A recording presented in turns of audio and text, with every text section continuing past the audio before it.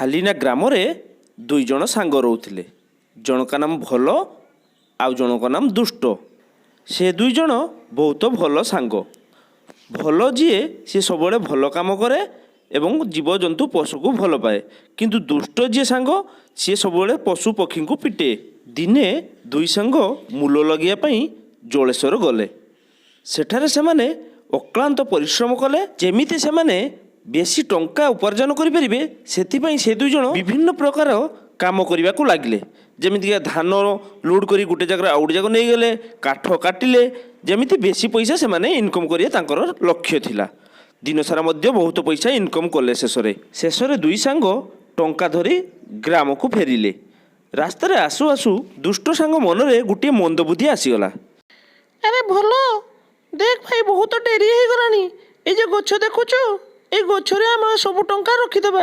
କାହିଁକି ନା ଯଦି ଘରକୁ ଟଙ୍କା ନେଇଯିବା ବାପା ମା ସବୁ ନେଇନେବେ, ଆମେ କିଛି ଜିନିଷ କିଣିପାରିବୁନି। କାଲି ଆସିଲେ ପୁଣି ବଜାର ଯାଇ କିଣିବା। ହଁ ଠିକ୍ କହିଲ ସାଙ୍ଗ। ଏମିତି ଭାବେ ଦୁଇ ସାଙ୍ଗ ସେ ଗଛ ଫୁମ୍ପର ଭିତରେ ଟଙ୍କା ରଖିଦେଲେ ଏବଂ ସେମାନେ ଘରକୁ ଚାଲିଗଲେ। ସାଙ୍ଗ ତୁମେ କାହାରିକି କିଛି କହିବ ନାହିଁ, ବୁଝିଲ? ଚଲ ଆମେ ଚାଲିଯିବା, କାଲି ଆସିଲେ ପୁଣି ଟଙ୍କା କାଢ଼ି ବଜାରକୁ ଯିବା। ଆସ୍ତେ ଆସ୍ତେ ସନ୍ଧ୍ୟା ହୋଇଗଲା। ଦୁଷ୍ଟ କିନ୍ତୁ ତା ମନେ ମନେ ଥାଏ ସେ ସବୁ ଟଙ୍କା କାଢ଼ି ନେବ।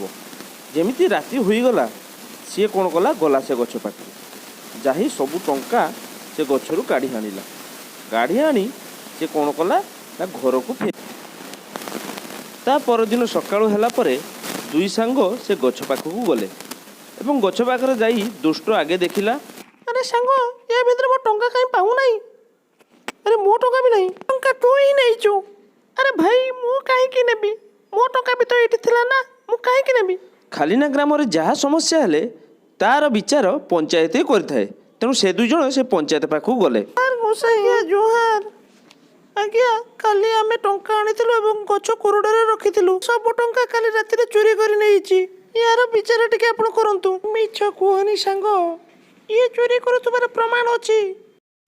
କି ପ୍ରକାର ପ୍ରମାଣ ତୁମ ପାଖରେ ଅଛି? ଏହାର ପ୍ରମାଣ ନିଜେ ଗଛ ଦେବତା ହିଁ ଦେବେ। ଯେଉଁଠାରେ ଆମେ ରଖିଥିଲୁ ସେଇ ଗଛ ଦେବତା ହିଁ ଏହାର ସାକ୍ଷୀ ଦେବେ। ଚଲନ୍ତୁ ସମସ୍ତେ ଆପଣମାନେ ଦେଖିବେ।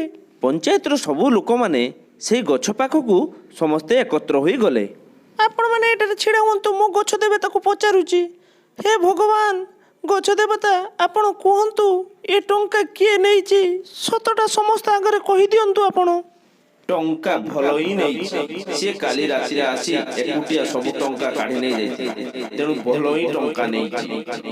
ତୁମେ ମିଛ କହିଲ ଗଛ ଦେବତା, ମୁଁ ଆଜି ତୁମକୁ ଗୋଟେ ଶିକ୍ଷା ଦେବି। ଭଲ ବହୁତ ଜୋରେ ରାଗିଗଲା ଏବଂ ରାଗି ଯାଇ ସିଏ ଗଲା କିଛି ଜାଳ ଆଣିବା ପାଇଁ। କିଛି ଶୁଖିଲା ଜାଳ ଆଣି ସିଏ କ'ଣ କଲା ନା ସେ ଗଛ ଚାରିପଟେ ରଖିଦେଲା। ଗଛ ଚାରିପଟେ ରଖିସାରି ସେ ଜାଳକୁ ସିଏ ନିଆଁ ଲଗାଇଦେଲା।